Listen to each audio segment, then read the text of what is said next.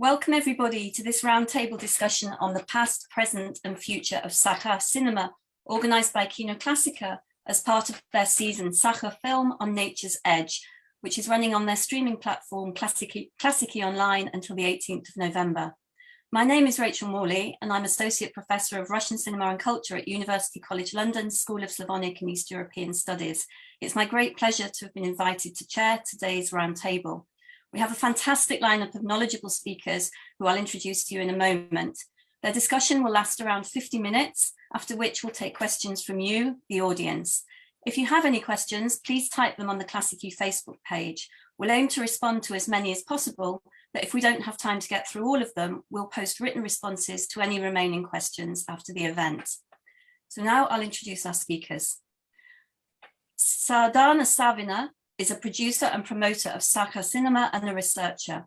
The founder and leader of the Sakha Cinema Club, Yakutia's independent filmmakers community, Sardana has many years' experience of promoting and distributing Sakha films at international film festivals.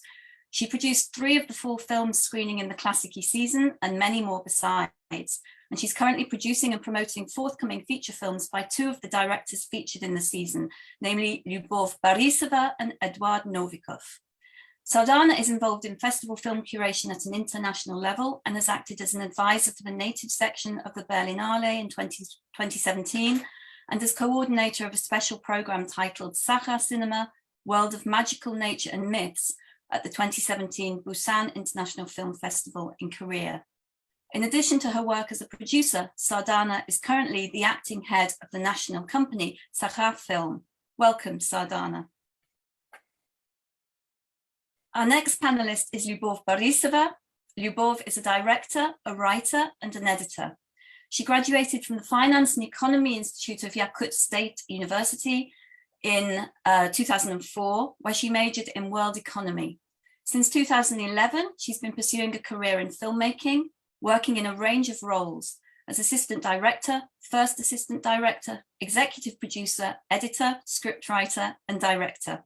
Her filmography includes 2 short feature fairy tales, The Wise Tin, released in 2015, and Chochuk, released in 2016, and her full-length feature film, The Sun Above Me Never Sets, from 2019, which is currently available to watch via Klassiki as pick of the week. And if you haven't seen it yet, I absolutely recommend it. It's a wonderful film, funny, engaging, full of warmth and wisdom. Любовь is currently working on her second full-length feature film, a comedy drama that's scheduled for release in 2022 and is titled Don't Bury Me Without Ivan. Welcome, Любовь. Thank you. Hi, everyone. Our third panelist is Maria Sibirякова, who curated the program for Klassiki. Maria is originally from the Republic of Sakha, Yakutia in Russia. She graduated from Yakut State University with a degree in translation and interpretation and English philology. She later completed a Fulbright scholarship program in the United States and graduated with an MA in linguistics from West Virginia University. In 2013, Masha moved to the UK to teach Russian after receiving a British Council teaching contract.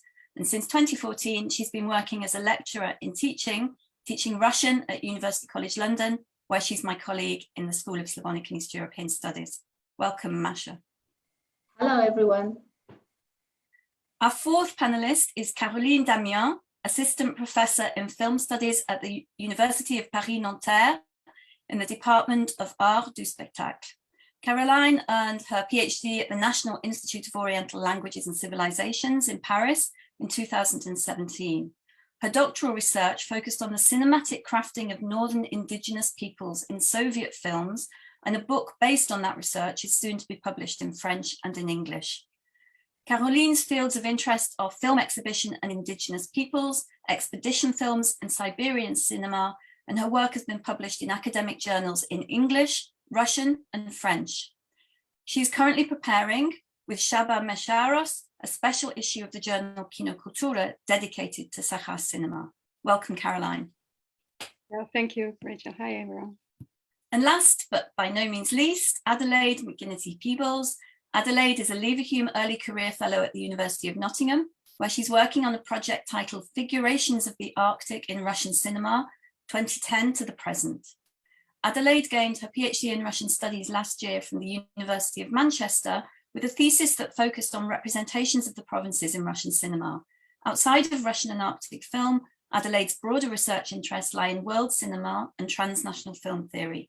Her article on Sakha cinema is forthcoming later this year in the Oxford Research Encyclopedia of Race, Ethnicity and Communication. Welcome, Adelaide. Hello, hi everyone. Okay, so we're going to start by first asking Masha Maria, our season curator, to talk about the season she's curated for Klassiki.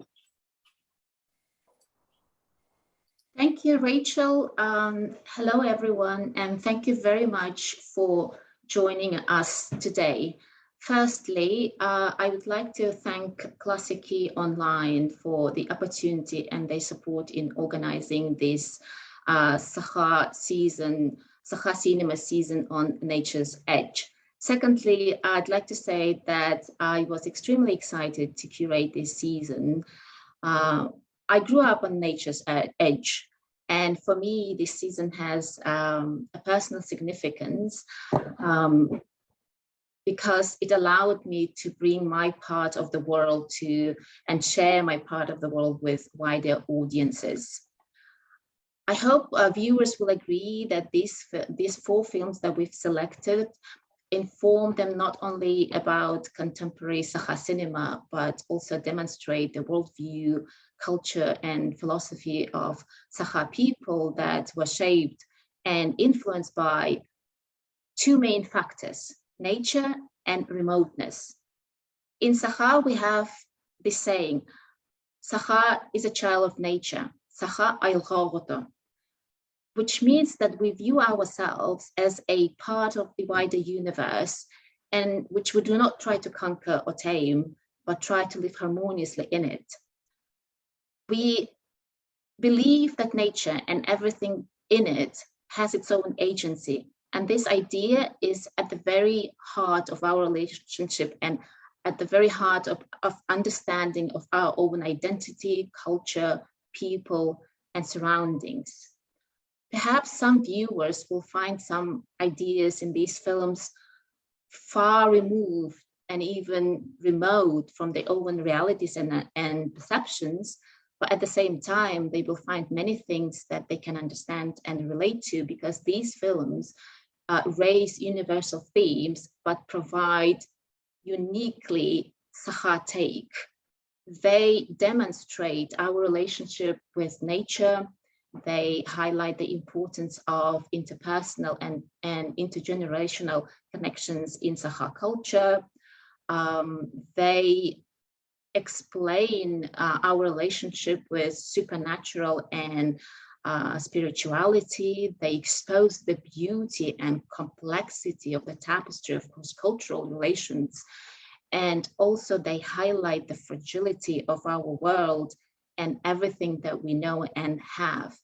With these films, we also wanted to demonstrate the very essence of contemporary Sakha cinema and its diversity in terms of shape, themes, forms, people.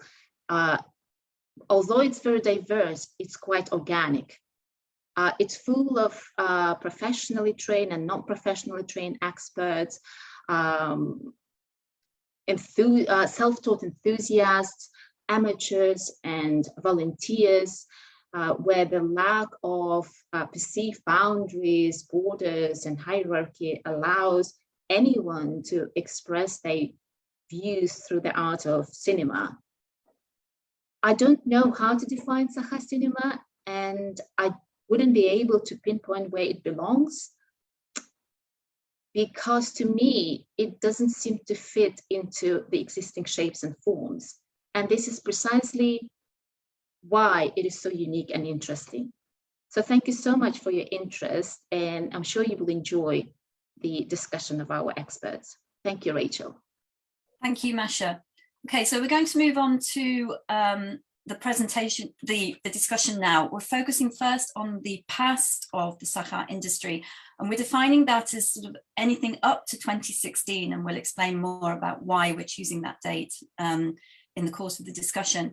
So I'm going to now invite Sardana to talk to us first.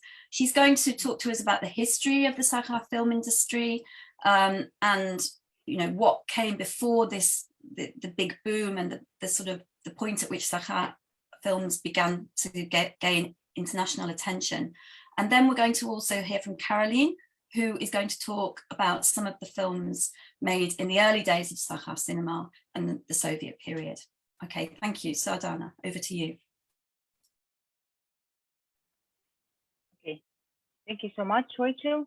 I'm really happy to be here today for this round table to discuss about the past and present of Sakha cinema.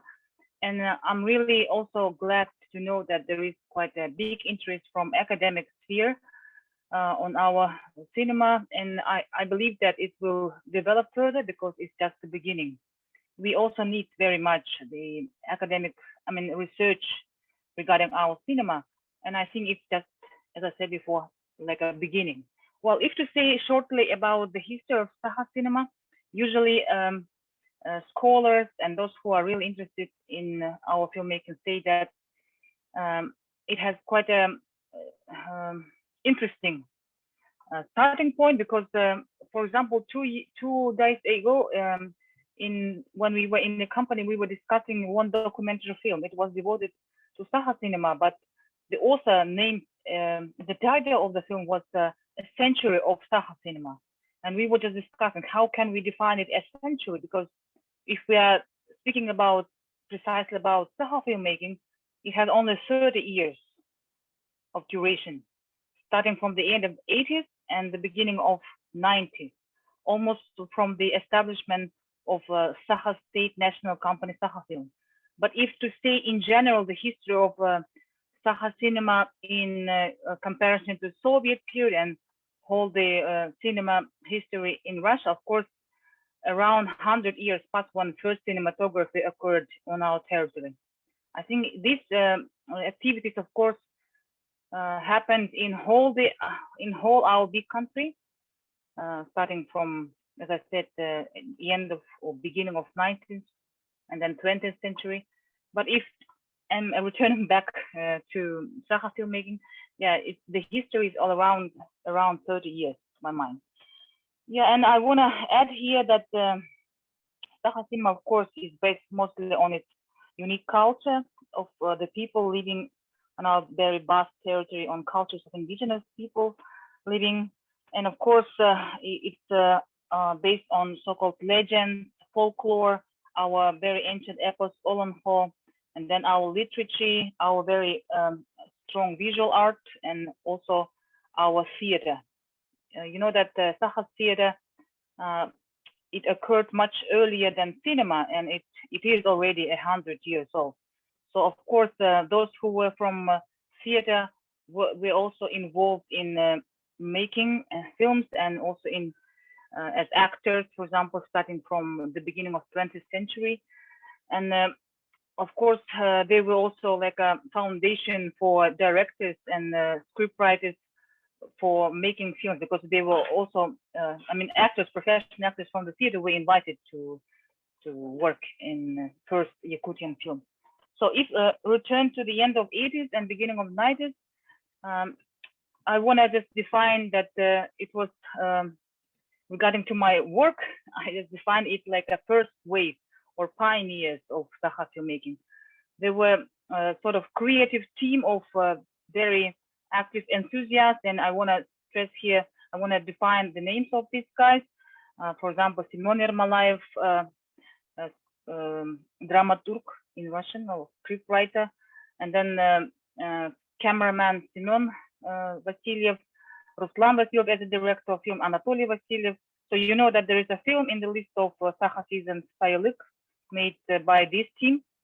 And though it was not that highly professional probably, but this team came from the National Broadcasting Company. They were making films as they had access to equipment which belonged to National Broadcasting Company.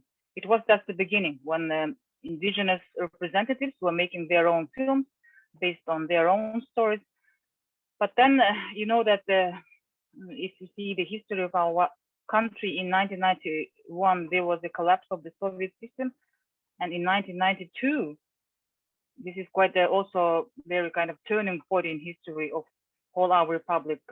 We got sort of sovereignty, and there were lots of movements towards the culture and other fields. And under the decree of our first president, there was a national company, Sakha Film, established. I think it was the beginning, of course, and nowadays we see the results of those first seeds. What else? Thank you. So Sardana. starting from, this is okay. I think, this is what was until the so-called burst of Saha cinema, and then a new wave. Okay. Thank you so much. So a century in some accounts, 30 years in others, and so on. Okay, Kärolyn, thank you. Over to you. Yes, thank you. I think what Sardana has pointed out is very important. Saha cinema, of course, if you look through the standard of what a national cinema is 30 years old, 30-something years old, born in the 1990s, which is also significant and attracts attention because it's the collapse of the Soviet Union and the birth of a new era, the post-Soviet era. But Saha cinema is not born out of a cinematographic void, and there's a long history, what I like to call a prehistory of Saha film production in Yakutia, as well as anywhere else. I think it's worth for any indigenous cinema. As Sardana has pointed out, the history of cinema in the Sakha Republic is more than 100 years old, and the first screenings that has left traces in the archives dates back to 1911. And regular screenings started in 1912 in the city of Yakutsk. And the first shootings in Yakutia also date back from 1912. It's actually a French ethnological team that went to Yakutia to film the excavation of a burial mound. Unfortunately, we don't have the footage, but really cinema culture has started in the Soviet period and has developed in the Soviet period. So it was not a national cinema, but several films were shot, mostly non-fiction films from the first Vostok Kino film expedition in 1928. And there were a few films made about Saha region with Saha subjects, but most importantly with Saha actors. And once again, Sardana has underlined the importance of Saha theater. And there are a lot of actors who have worked during the Soviet period in the Soviet film industry. The first recorded, I would say, we don't know very much about him, is Nikon Dabunasov.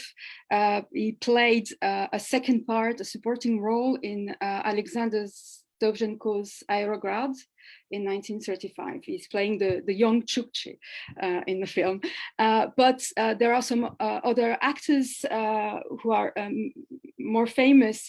The most famous would be maybe Spartak Fedotov, who played in such films as The Third Rocket, Tretaya Rakyata in 1963, and who has also worked in contemporary Saha cinema in such films such as Sniper Saha in 2010, a film by Nikita Arzhakov, and one of the most important for our subject today is probably Anatoly Vasiliev, that also Sardana has mentioned his name. He played in a film, in several films, such as The Secret of the Ancestors in 1972, Taina Predkov by Marat Aripov, or Urgent Secret Gubcheka, a film made in 1982, Srochna Sekretna Gubcheka, a film that was shot in the Sakha Republic. And I would like, if I have 1 minute more left, to also mention one, I think, very important aspect is the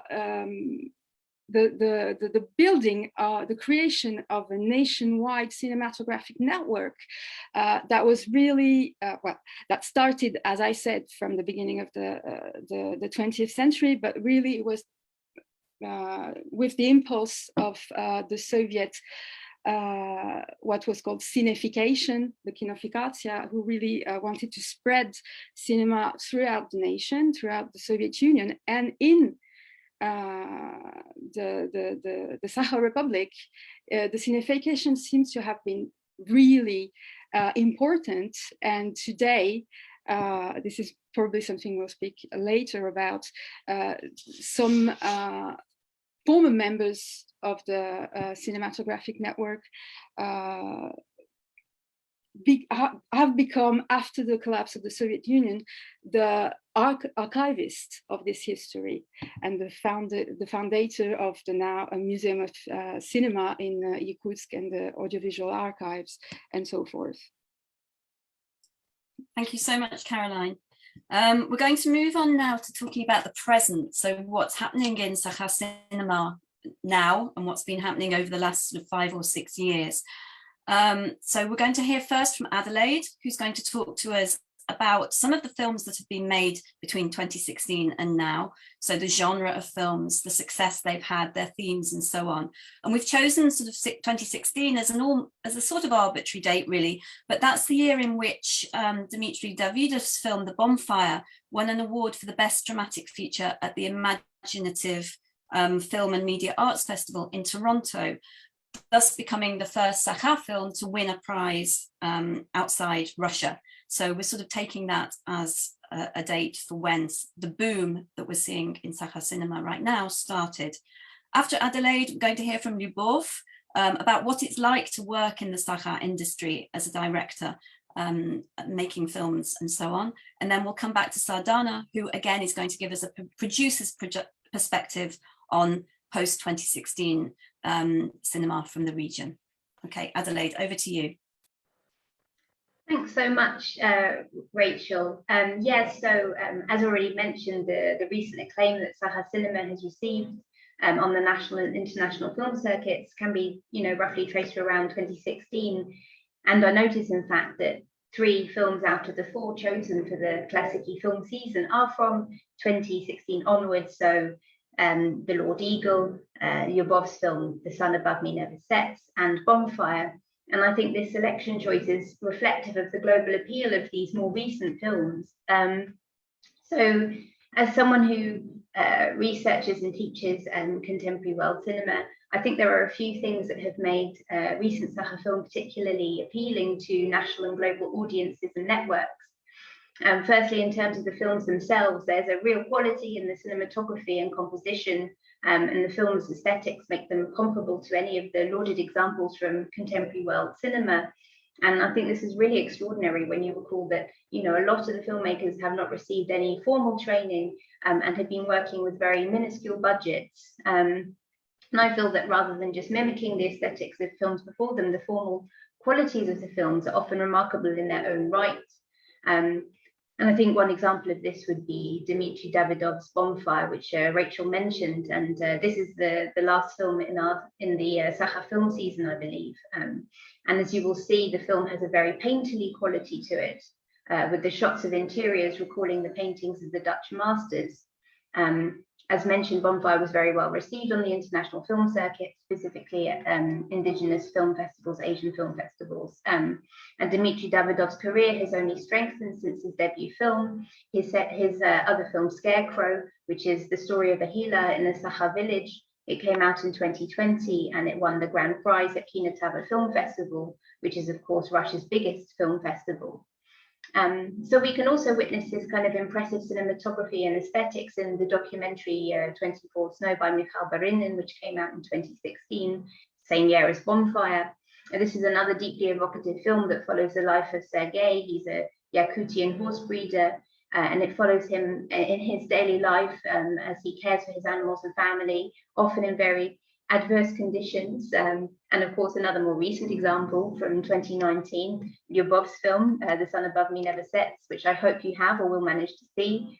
It's a very beautifully shot film, which tells a very heartwarming story of a young man who has not quite found his way in life, and he goes to work in the Sakha Arctic, and there he finds companionship and purpose through the friendship with an elderly man who's actually played by Stefan Petrov, who is the protagonist of the wonderful film The Lord Eagle, Eduard Novikov's film, which I hope you will have seen or will see. So what are the common themes that can be found in these more recent films? Yes, there are specific Saha folklore traditions and history shown in the films, but I think, as Masha mentioned at the start, crucially, there are universal themes of, things like old age, intergenerational tensions, loss, grief, love. These stories have, and also importantly, these stories are always depicted against the backdrop of these really breathtaking Saha landscapes, often using art house aesthetics, things like static long shots, slow camera pans of the scenery. In this sense, a kind of a touristic gaze is promoted to national and global audiences who may not be familiar with the extraordinary geography of the Republic. And I think, let's face it, this kind of unique combination of local stories, universal themes, and these kind of luscious aesthetics is one of the kind of winning formula for the great films of world cinema.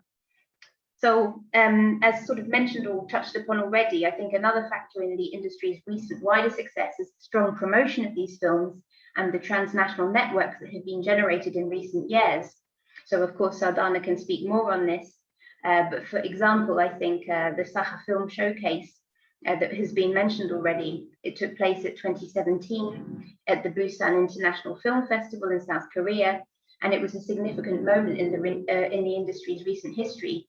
Of course, Busan is one of Asia's biggest film festivals, and the showcase was called Sakha Cinema, World of Magical Nature and Myth, as mentioned, and it comprised 7 short films and 5 features, ranging from 1992 to the present, including some of the films in our Sakha film season, Summer House and Bonfire.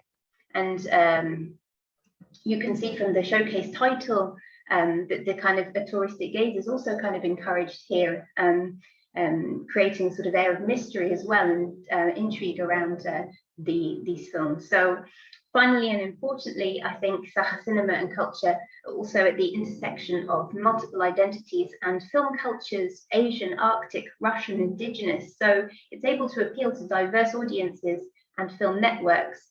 And of course, this has been taking place. As mentioned, these recent films, including Lyubov, have performed very well at Indigenous and Asian film festivals. And in addition to the showcase at the Busan International Film Festival, other transnational connections have been made. The Arctic Indigenous Film Fund was formed in 2018 with Sardana, one of its founding members. And this initiative seeks to fund Arctic filmmaking projects and build and boost a film network across the Arctic region. So, of course, it would be great to hear more about this and other transnational projects from Sardana later on. But overall, I feel like the sheer aesthetic quality of the films, the quality of the stories, and their appeal to multiple networks and audiences is ensuring the success of the Sakha film industry and will ensure that it will only go from strength to strength in the future. Thanks. Thank you so much, Adelaide. Great timekeeping too. So we're going to go over to Lyubov now, who's going to talk to us about working in the industry from the perspective of director. Lyubov, over to you. Thank you. I became director a few years ago. Before I worked as an editor or first AD, executive producer, and so on. So it's because I am self-taught.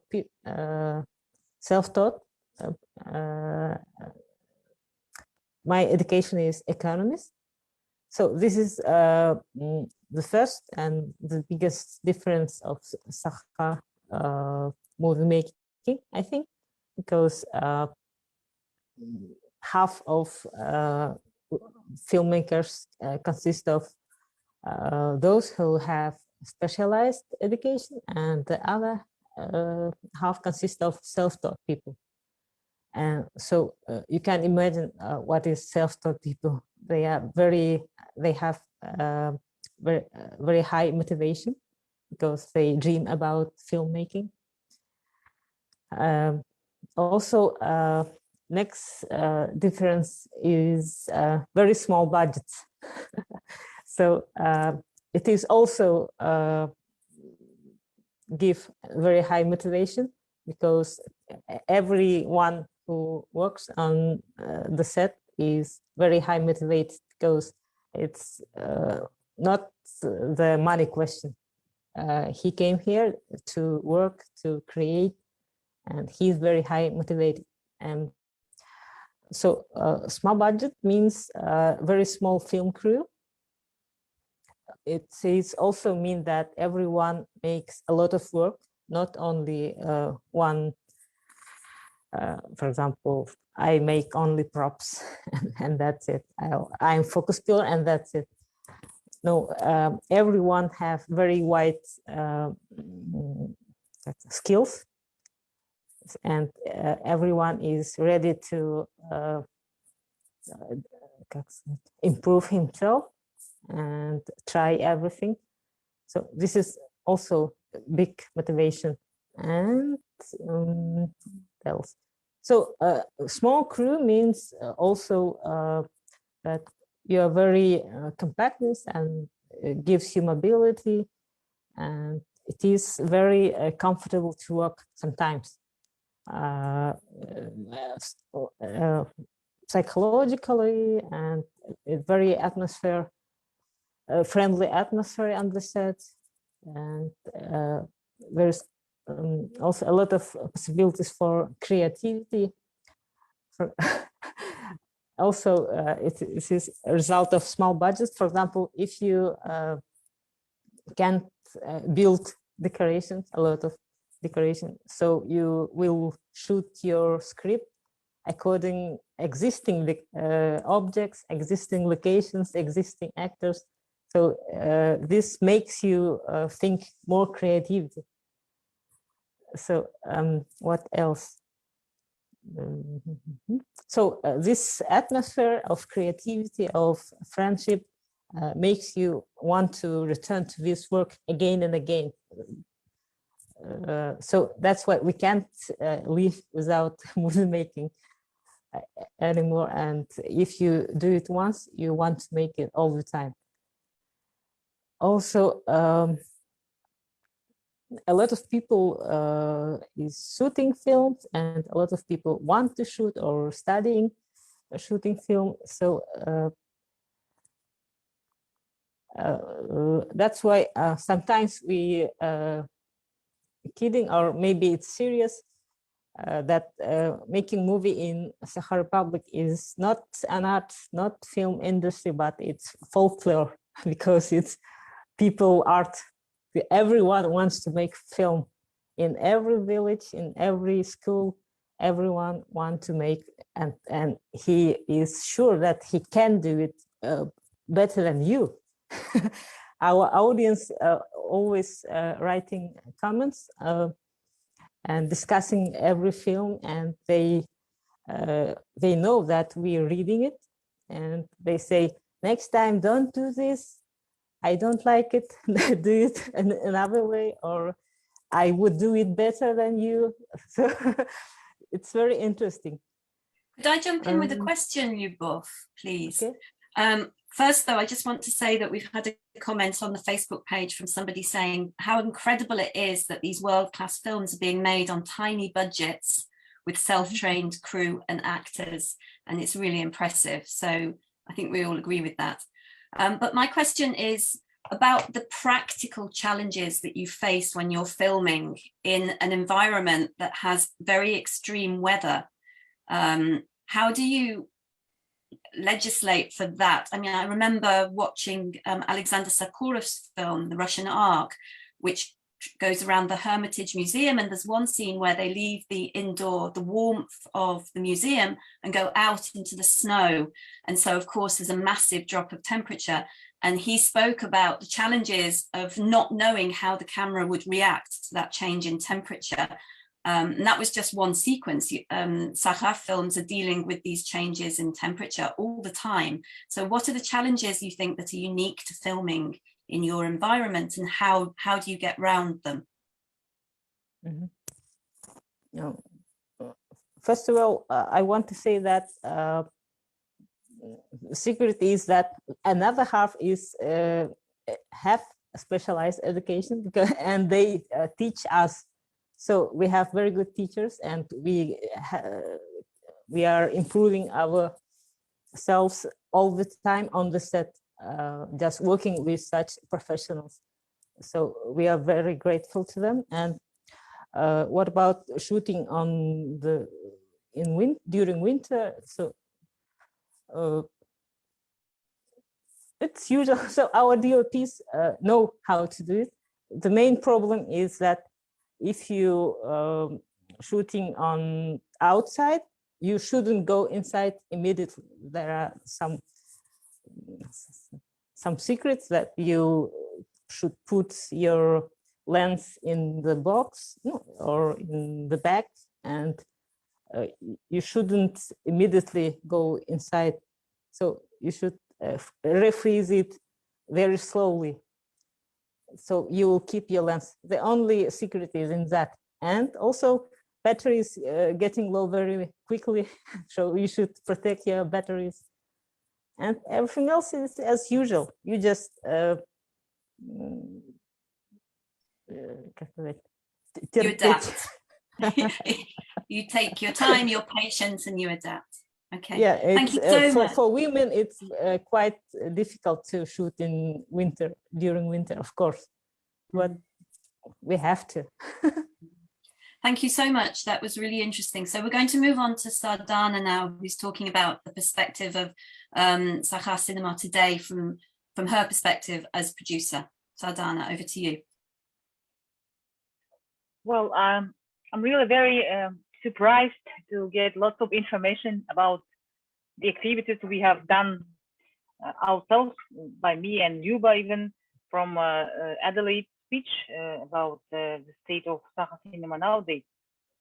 It's an honor to know that you already know what have already done in the field of developing Sakha cinema. Yes, and also I'm joining to the words of you both about how we are making in real time, in real life, our films. Yes, for sure, they are very low budget, but it doesn't mean that they are of low quality. And the other point which also Luba mentioned about non-professional filmmakers in our society, it's okay from one side, but also it's unique because I once was asked about do we have our own film school? But the thing is that we have 21st century in Yakut. We don't have any film school yet, and you know that mostly those who are really interested in professional education, they have to go to Moscow or St. Petersburg. And from the list of filmmakers, which is not that big, around 100 of people, I think 70% are real enthusiasts and amateur, and only 30 are professional ones. And also there's one very interesting moment that mostly technical filmmakers, I mean, those who are dealing with camera or sound, they usually have professional background. And as for directors and others, usually they don't have any professional, education before. They didn't have a professional education before. Yes, and I want to return to 2012, before this burst of so-called new wave, which happened in 2016. In 2012, together with Luba, we organized so-called Saha Cinema Club. I think when thinking about those times, when I'm returning to those period of time, it was very kind of important step towards supporting and popularization of Saha cinema, because it was totally open and public kind of discussion place where we watched our films and discussed them with viewers, but also with authors of the film, those who created those films. And we noticed that there is very strong interest from the local audience to watch even those old films, to watch new films, and to discuss them sitting in one place. We were just gathering in a small cafe, drinking coffee and watching films. It was such a nice interaction, and it lasts for around 5 years until, of course, we just get tired. Just not even tired, but we just switched to professional area. That time we were just dreaming to support filmmakers to be seen, to be heard, just from the just for the local audience. But of course, while we were just doing all these things, I decided that we have to also push the cinema, our films, to Russia and to abroad. This is how I started to promote films. And I want to thank at this moment my colleagues from foreign countries, especially Jason Weil from Imaginative, whom I met first in 2011. And then also Lisa Holmberg from Sami Film Institute. I met her in the 2000s. We started to work together from 2010. And also there was Bird Running Water from Sundance. And then also Anna Laila from Norway, also Sami Film Institute. And also I had a chance to meet with Gulnara Bikeva from Kazakhstan. She was very supportive in a way that she made some advice for me how to find festival, how to talk to, and so on. These are kind of my teachers, you know, for promotion of Sakha films. And then also I want to thank Mr.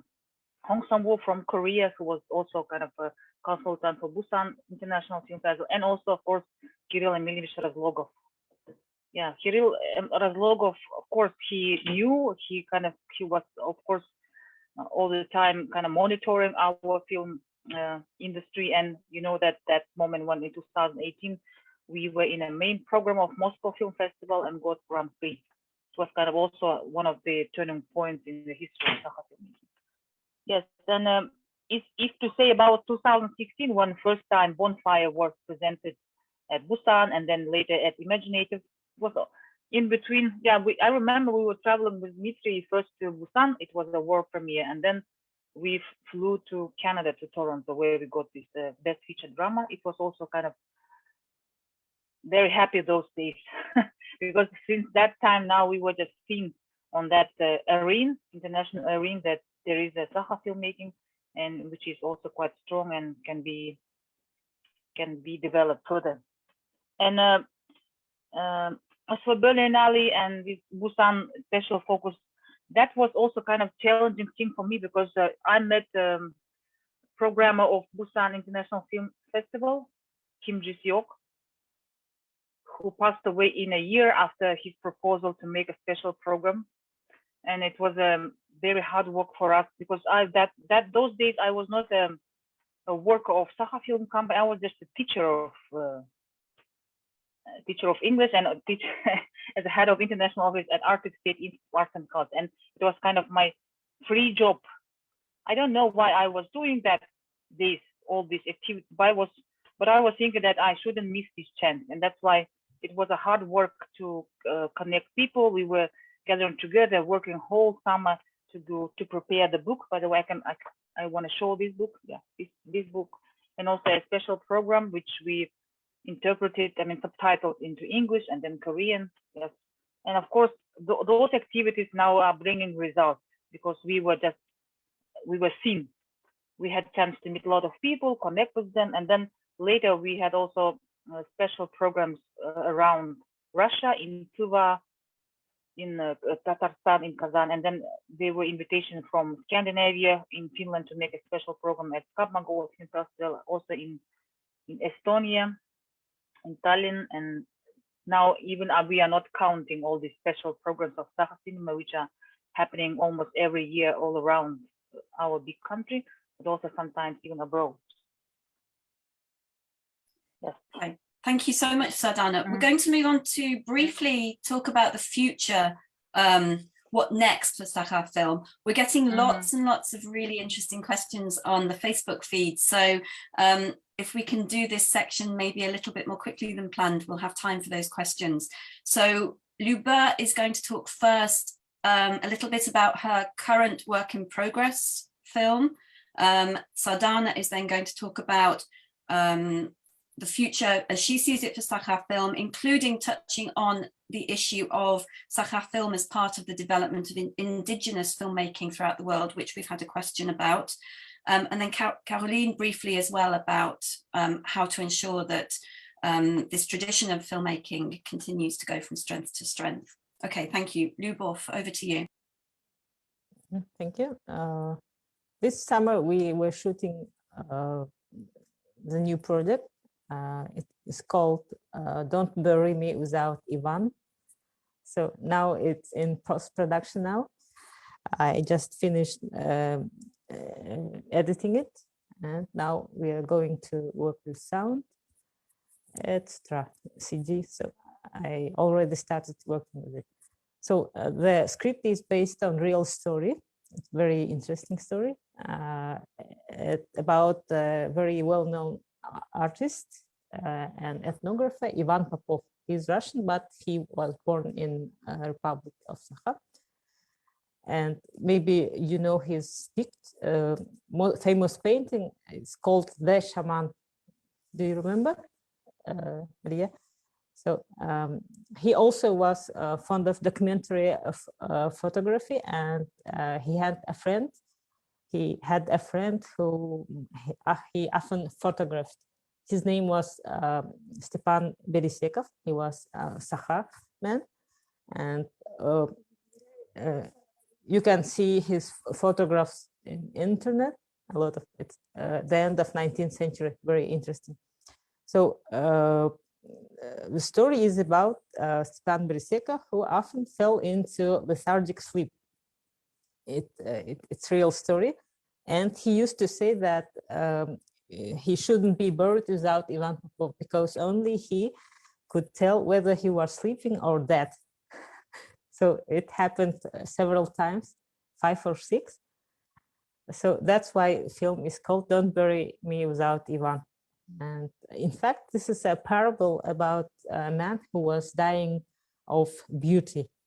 So why, you will know when you watch this movie. It will happen next year, in the beginning of next year. So I hope you'll see it. Thank you. Thank you, Lyubov. Sardana, what about from your perspective as producer? Well, of course, nowadays we are working much to be kind of developed further, because as far as I see it, there is changes can happen, especially in industry area, to get in more higher professional level. Nowadays, our filmmakers, directors are participating at big festivals. They are just participating at some industry meetings like Work in Progress, and trying to find some foundational partners. And these are the steps which are started a couple of years ago only, from this the Lord Eagle or the Bonfire. But as for me as a producer, nowadays, not nowadays, but in a couple of days, we are releasing a new film, which is called Cold Gold. It's a very big, from our point of view, very big drama, historical drama, based on a true story which happened in 1942 in southern part of Yakutia, and it's about former KGBs, NKVD, a team of those power men who were chasing gangsters, robbing gold mines. And the scriptwriter was Lyuba herself. She will be also at premiere telling why she wrote this script. The director of the film is the young filmmaker Piotr Hiki, who made his debut film in horror genre, and it was called The Cursed Heart, which was quite successful with this very low budget, but it was very good in release, in local release, and also participated at some film festivals, and got an award as a kind of good young filmmaker at Toronto, at the Imaginative Film Festival too.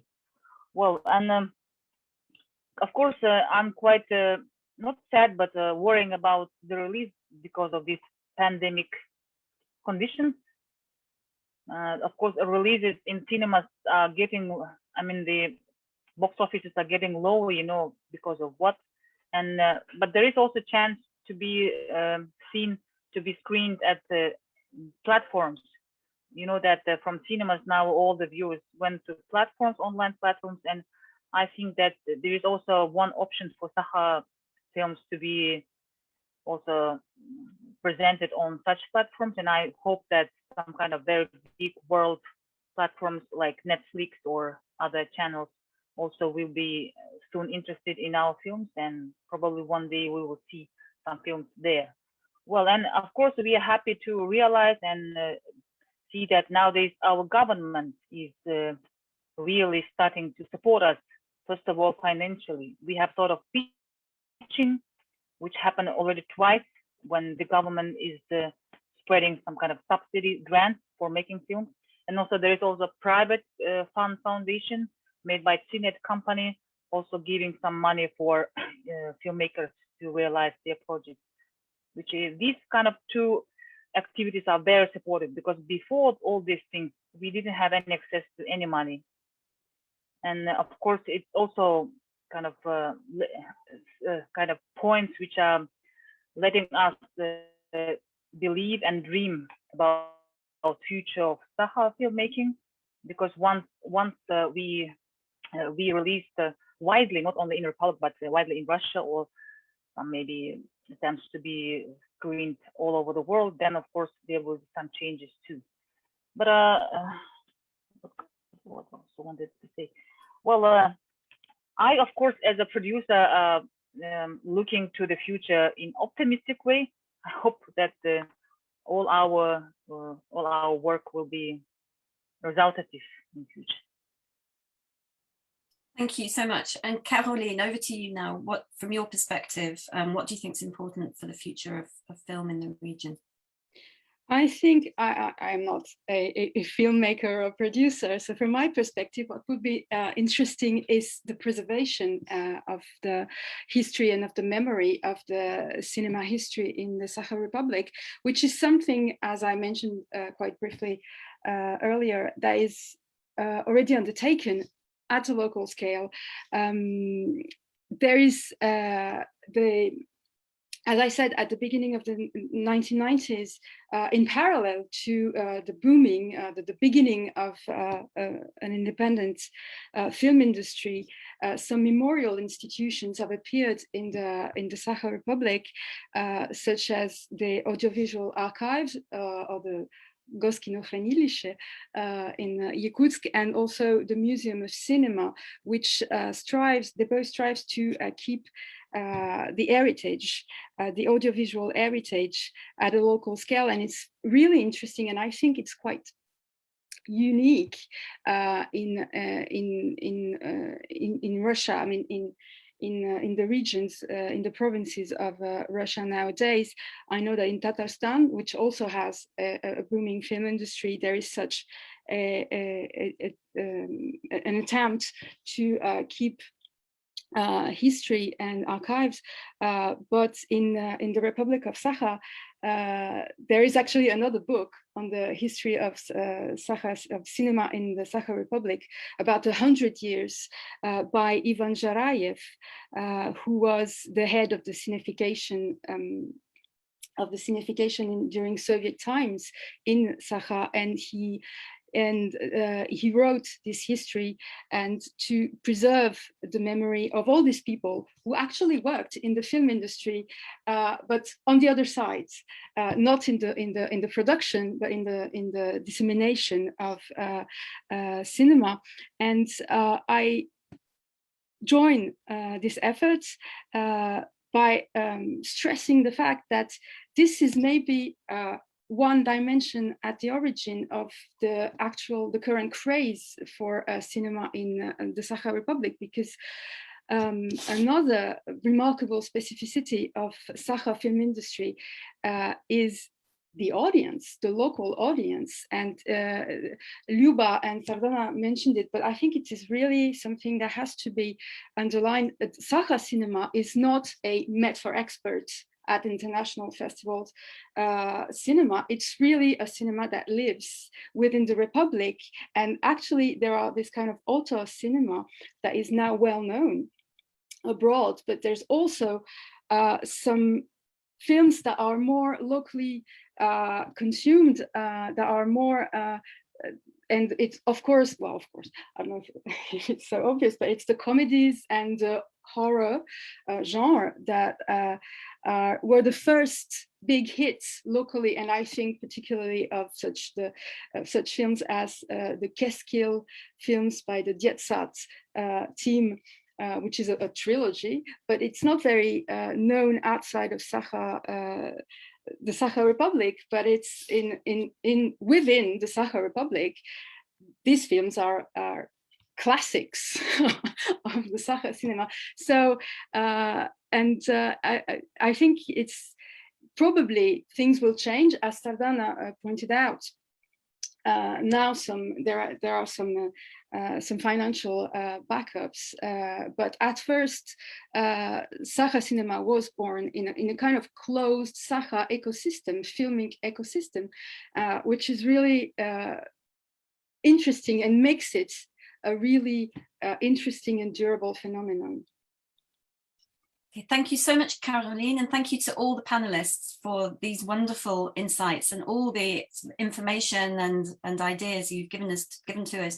It's really interesting to hear that there are loads of other types of cinema that we don't yet really know much about outside of the region. So hopefully we'll be able to see some of those films as well.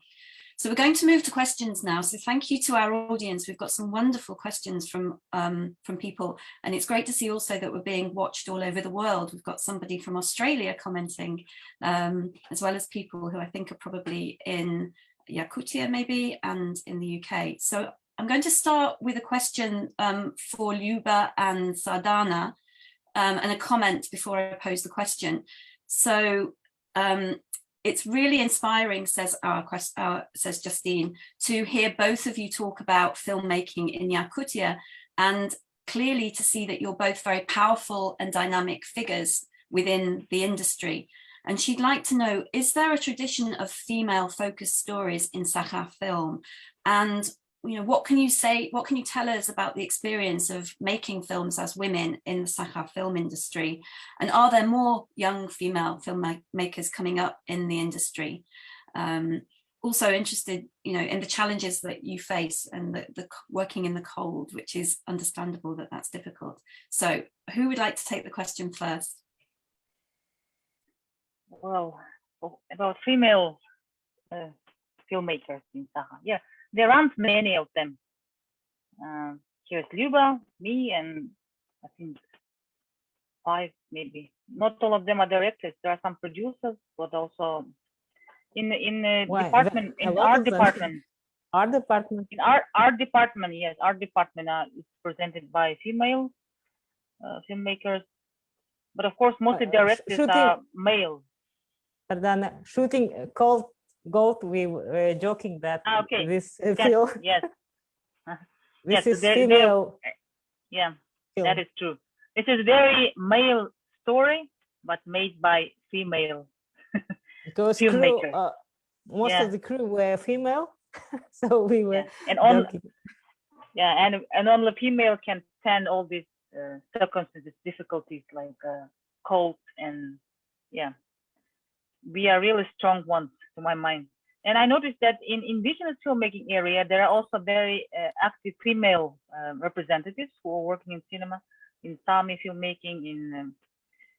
I noticed in North America also there are very known female directors, which is also kind of showing that some changes happening in this field.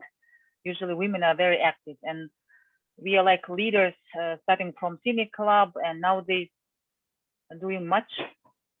And even now you see that on panel, there are 2 women representatives of Sakha filmmaking. Of course, there are active male filmmakers too, but they are, to my mind, according to numbers, they are more than us. I think that things can change, and there will be more female filmmakers too, and also stories devoted to women, which are not so many, to my mind. I wanted usually to ask our about main characters.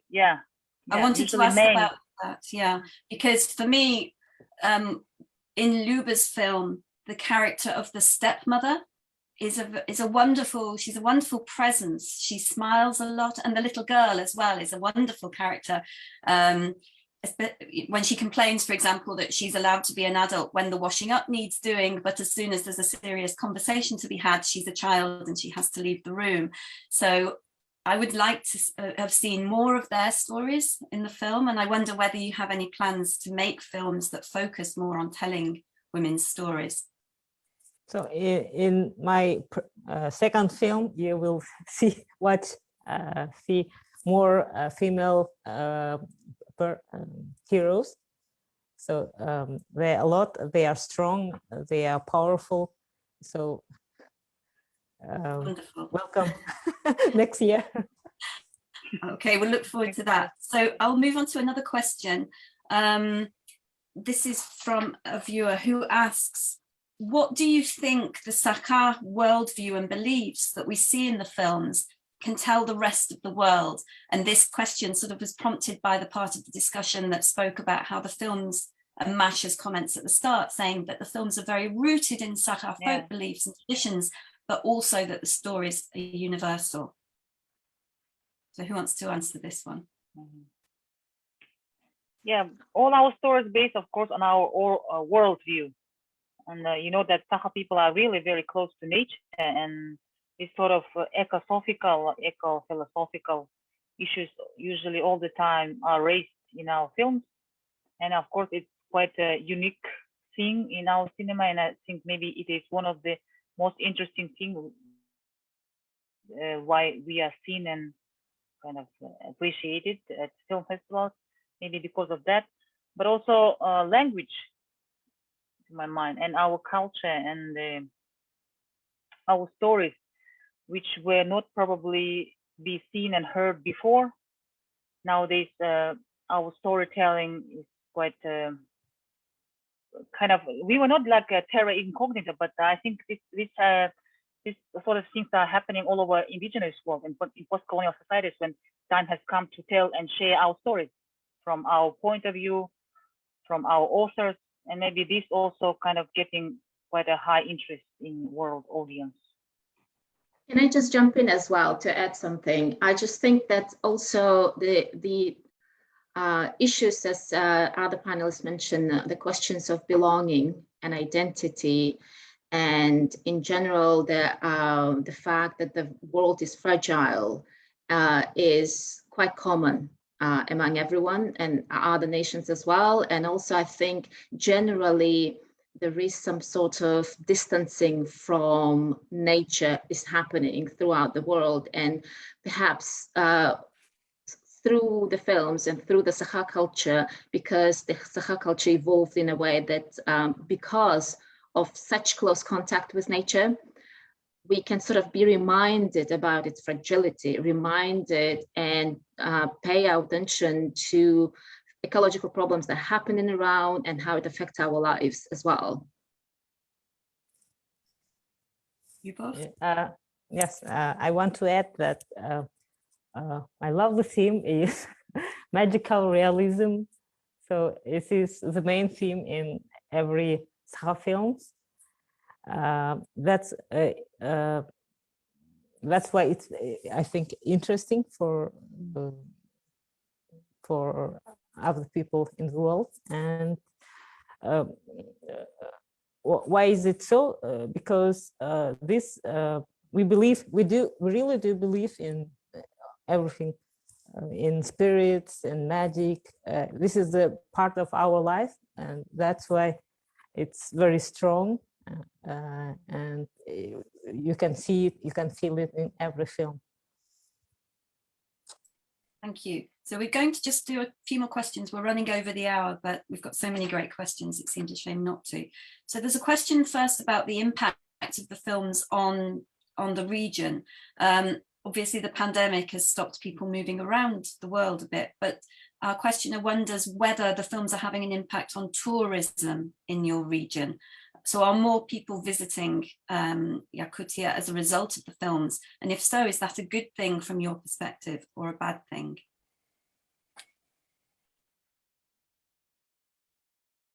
Yeah, of course, such processes are happening too, for sure. And there is quite a big interest towards issues of climate change and about our cold and what's going on in the Arctic. And you know that not only the feature filmmakers, kind of drama and other action films, not only them are coming to us, mostly documentary filmmakers are very interested in coming to shoot films in our area. But from one side, of course, it's quite good because in this way we are our region.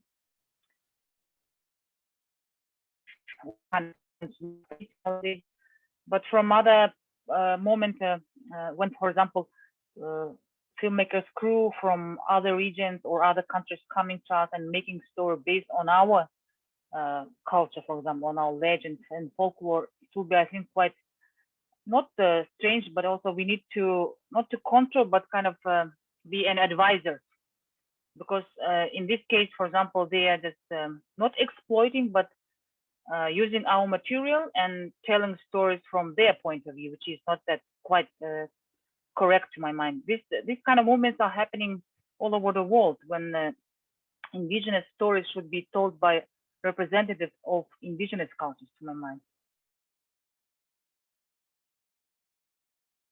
Be too attentive, and at the same time, it's quite a sensitive issue, you know.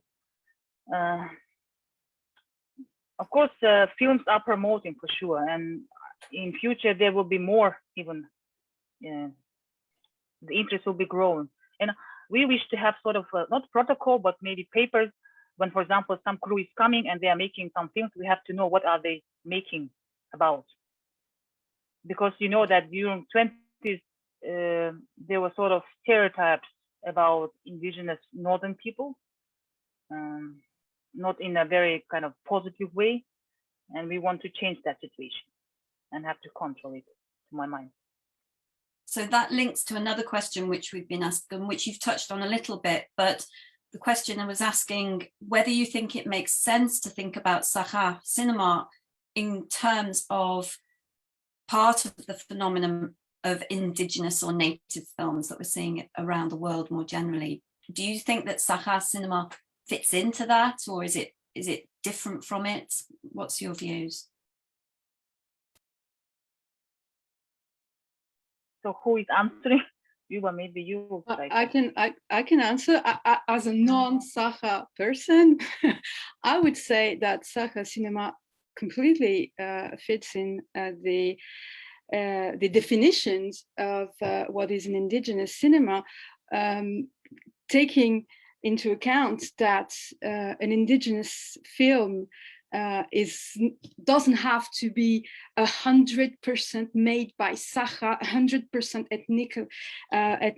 ethnic Sakha person, because films are always kind of hybrid products. But as Sardana has really emphasized this point, it's films that should show the indigenous people point of view, and be made, and the person, the group or the person in control of the film should be an indigenous person. So in that matter, I think Sakha cinema completely fits in the definition of indigenous cinema. And on top of that, Sakha people are considered by the Russian Federation as an indigenous group in Siberia. So I would say, although the definition of the delimitation of indigenous cinema is always fluid, of who is indigenous, who is not, one of the basic definition is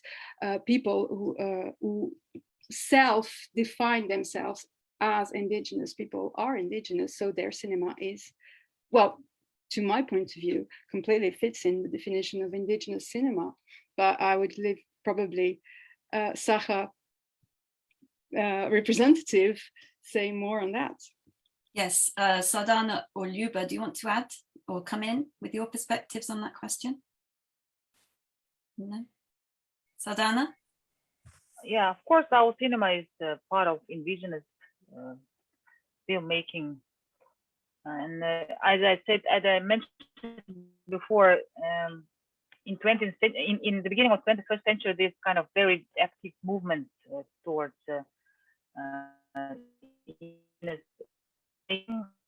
it's happening all over, and that's for them. And as I said before, I appreciate much the support of my sisters and brothers from this. This is how we had access to these festivals, because if to see and discuss about our filmmaking, it's also a part of indigenous filmmaking, but also a part of Asian filmmaking, to my mind, and then also part of Soviet but Russian cinema, and also kind of very actively rising regional filmmaking inside of Russia.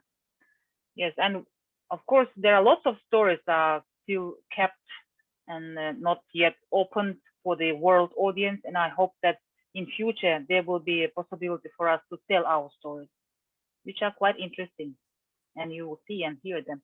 And I especially want to say some supportive words towards Luba, because Luba is one of the promising directors, female directors, and I hope her second feature will be successful at festivals and in release, because it's quite a totally unique story. And I hope all of you will see and appreciate it in future.